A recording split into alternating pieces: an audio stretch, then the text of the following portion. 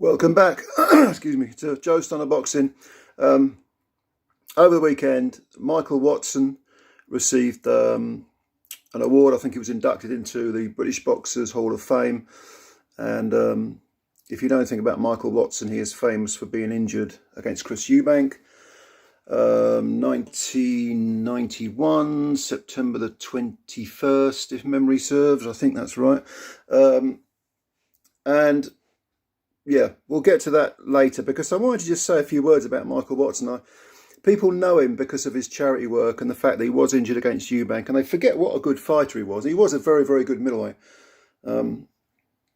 He began his career in 1984, turned pro after winning the ABAs from London, Islington, I think it was. I think that's where he's from. And he turned pro. His first fight was against a guy called Winston Ray. It wasn't a bad domestic sort of area level fighter. To have a debut against Winston Ray was a pretty decent, pretty decent opponent. He won on a fourth round TKO. He carried on against the usual suspect, at the time, the journeyman. But in his eighth fight, he fought James Cook, who at the time was 9 wins and 5 defeats. Now Cook, if ever there was a unflattering record that didn't tell the whole story about a fighter, it's that, because Cook beat him on points over 8. And Cook went on to be British and European super middleweight champ, I think it was. This, of course, was at middleweight. But Cook was a really, really good fighter himself. He's gone on to do a lot of good things with in his community as a trainer with young kids, wayward kids, and all that sort of thing. And it was definitely a learning fight for Watson, and he carried on beating, again, the usual suspects. He got a bit of a name for himself. He beat Cliff Gilpin. Cliff Gilpin fought for the British title against Lloyd Honeyghan and did pretty well. I think he fought Lloyd Honeyghan twice and lost on points both times. And he lost to Watson over 8. And it was, these were learning fights for Watson. Other familiar names, I don't know whether they'll mean anything to people, but he beat Frankie Morrow. He was a decent sort of journeyman type. But then they started importing, the sort of American gatekeeper types. And he beat Don Lee. Now, Don Lee wasn't a bad fighter at all. In fact, he was, a very good fighter at one point. And when he came over here, he was 27 wins, 2 defeats and 2 draws. That was a real jump up in class for Watson. And Watson stopped him in 5 rounds because Lee had a cut to the mouth. And I remember thinking that was kind of anticlimactic, because I watched that fight live, I think it was. And I thought, that's a bit anticlimactic, because I was thinking Don Lee might beat Watson, or certainly go the distance. But Watson stopped him in 5 on an injury. That was a good result. Then he had, other people like Joe McKnight. Ricky Stackhouse was another sort of gatekeeper type. Gatekeeper stroke journeyman. At the time, he was 18 wins, 6 defeats and 1 draw. He'd fought other people as well. I think they brought him over for, who was it now? Was it Ben? I don't think it was Ben. No, it wasn't Ben. I know they brought him over for another British fighter, but I can't remember who. Anyway. And then it was Reggie Miller later on. Reggie Miller gave Nigel Benn all sorts of fits before getting stopped. And Watson did him in 5. It was an easier contest. Dealt with him much better than Ben did. Because at times Miller was really putting it on Ben. Ben came round and landed, I think it was a left hook that started the avalanche, the usual Ben avalanche of punches, and stopped Miller. But afterwards, Ben was like, this guy's tough. This is really, really tough. He's a tough guy. Not for Watson. Watson dealt with him with relative ease.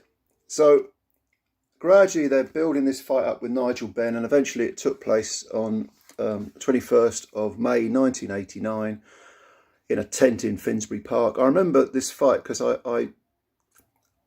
I was in Italy. I think I was on holiday in Rome at the time, and I was desperately looking for a newspaper after the fight to see who'd won. And because before the internet, 1989, before the internet, so I'm running around looking for a British newspaper, and I think I found a copy of The Sun, or much to my shame. But at the time, beggars can't be choosers. And 6-round win for Watson, which was at the time pretty shocking. And it was a terrific fight. Ben came out like a man, absolutely possessed, throwing huge punches. But Watson did not take a backward step, only voluntarily to reset himself. He stood in front of Ben from opening seconds with his hands very high, and he extended his glove. So it wasn't like that. It was like that, protecting his head. He was very, very aware of Ben's power and would let Ben shoot his bolt. And then the moment Ben wasn't firing punches, Watson was letting his own go. So in other words, he was giving Ben something to think about. He was making him fight at a pace that he didn't like. And Ben at the time was no kind of boxer. He was a pure, brutal slugger, destroying everyone. And Watson was, just jabbing him, hooking him. Whenever Ben wasn't throwing punches, Watson was. And gradually, after 4 rounds, Nigel really did look like he was low on energy.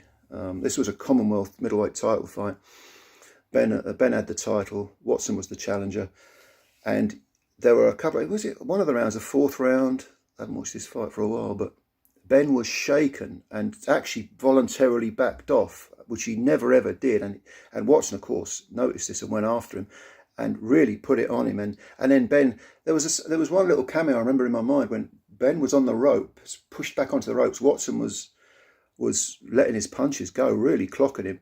And then Ben came back, he sort of swung into a sort of hellacious left hook and started slinging these wide, meaty, ferocious hooks. And Watson immediately, straight away, went back to defensive mode.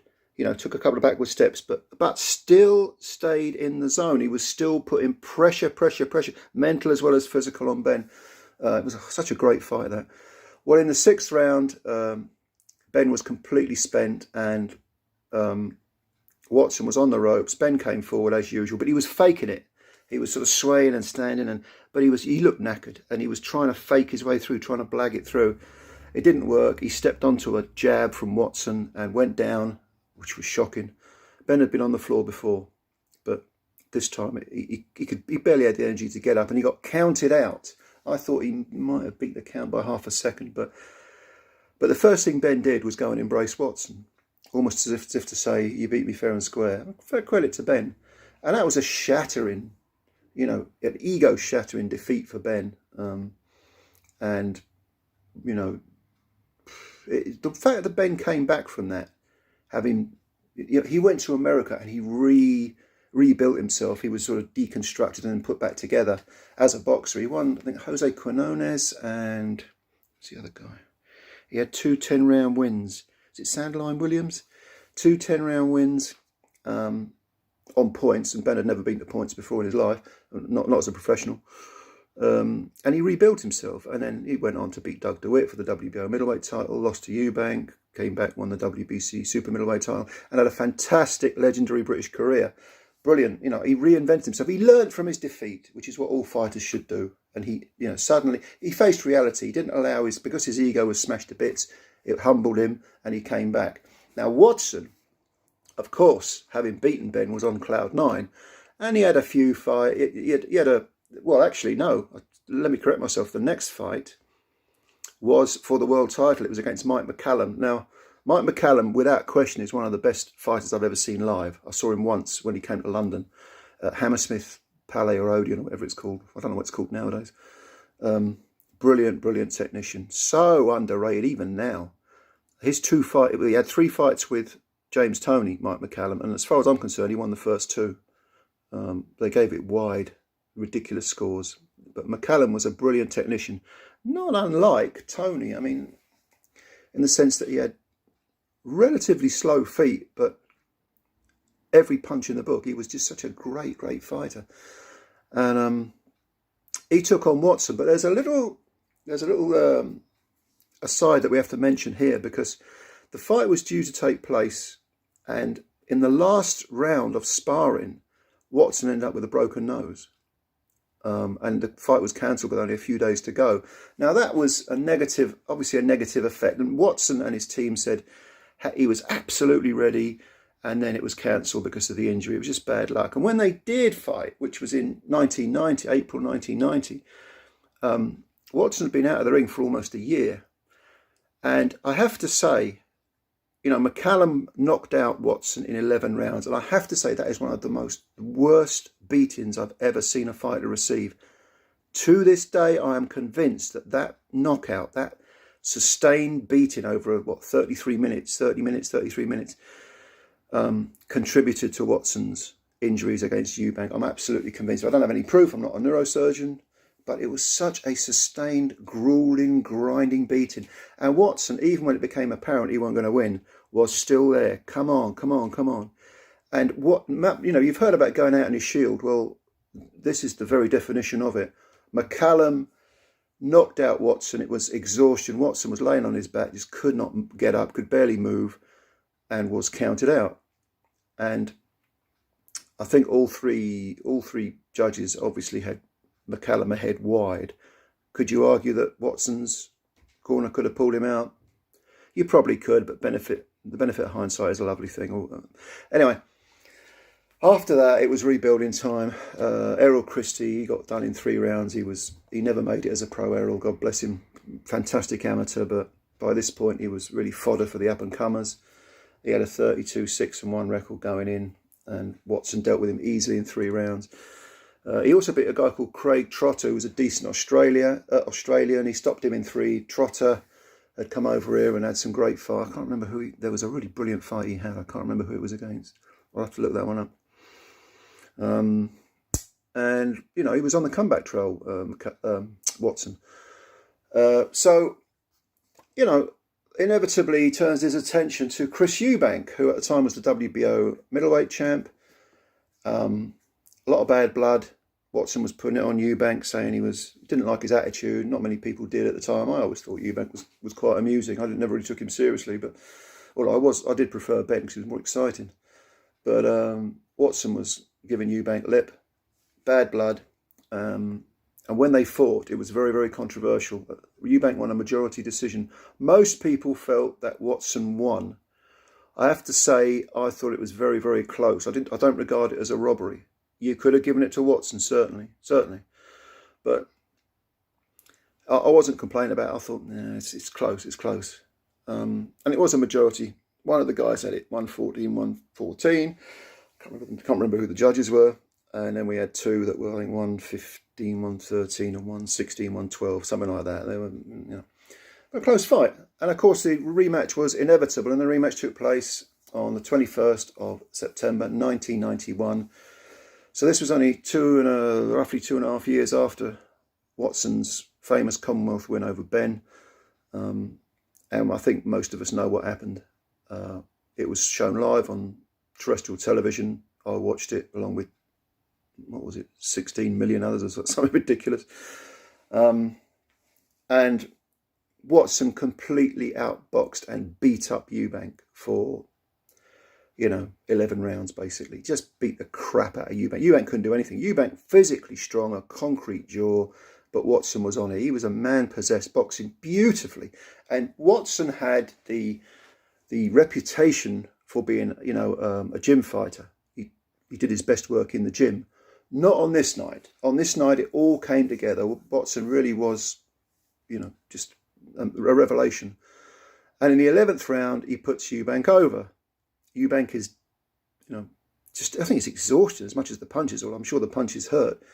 Gets up, Watson comes in for the kill. Eubank throws an absolute Hail Mary uppercut, which lands bang on Watson's jaw, and Watson falls backwards. His back of his neck ricochets off the rope, and he gets up, but he's out of it. The bell goes between rounds. Jimmy Tibbs was the one in the corner for Watson. The bell goes. Watson looks finished. He can barely walk to the centre of the ring. The referee lets it go on. Eubank jumps all over him and the fight's over.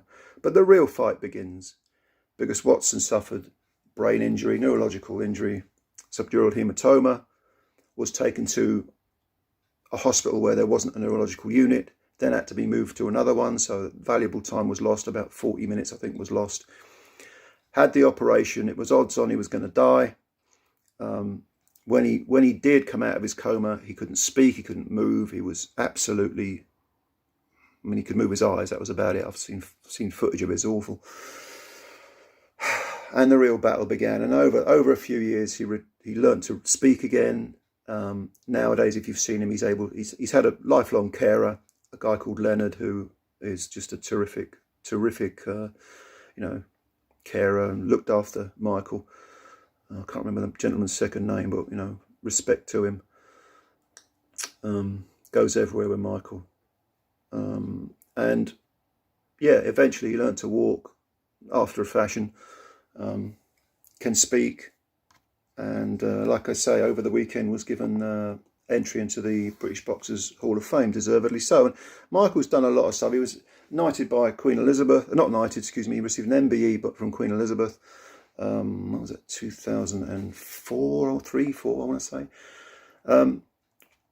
But you know, he actually did the London Marathon in 2003 as well, Michael. It took him 6 days, as you would expect, for a man who can barely walk and needs help to walk. He also sued the British Boxing Board of Control and won, I think, £1 million. His argument was, you don't look after, they neglected, there was negligence there. And the Watson injury did vastly improve the quality of care that's ringside for boxers that are potentially injured. We all saw Lee Wood knocking out Michael Conlon through the ropes earlier this year, but the moment Conlon hit the floor, they were on him. That wasn't the case with Watson. Like I say, he was taken to the wrong hospital, one that didn't have a neurological unit. Leonard Ballack, that's the name of Watson's carer. Yeah, Leonard Ballack. Yeah, what a man. You know, respect to you, sir, if you're watching this. And yeah, like I say, 2004, I think he was given the MBE by the Queen.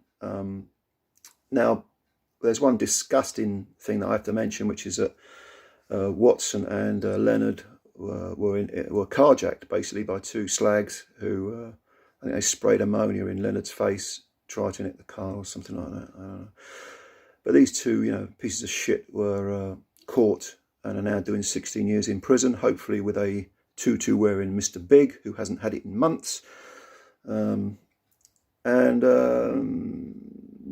I mean, since then, the charity work that Michael has done, I mean, this guy had, he had 6 brain operations, but he got saved. Peter Hamlin was the guy who, I think, looked after him. Very, very brilliant neurosurgeon. And he was, he now lives, he has lived a very inspirational life, to other people. Yeah, so that's Michael Watson. I mean, I just thought I'd do a little sort of précis of his career, and what a terrific fighter. He finished his career with, I think, 25 wins, 4 defeats and 1 draw, I think it was. But yeah, he carries on doing his charity work. I think he was he involved somehow in the Paralympics at one point? Yeah. Anyway, that's Michael Watson for you. Still an inspiration. If you're a younger fan and you haven't seen Michael's fights, I recommend the Benn one, and obviously the 2 Eubank ones. Watch the first Eubank one, see if you thought he won. I didn't, but, well, I don't know, he could have done, but it's very, very close. I don't think it was a rip-off, though. But watch that, see what you think. Thanks for watching this video, as always, and leave your comments below. Hit the subscribe button, hit the like button if you can, double jab it, bang, bang, keep punching. We shall speak again soon, as always. Take care, bye for now.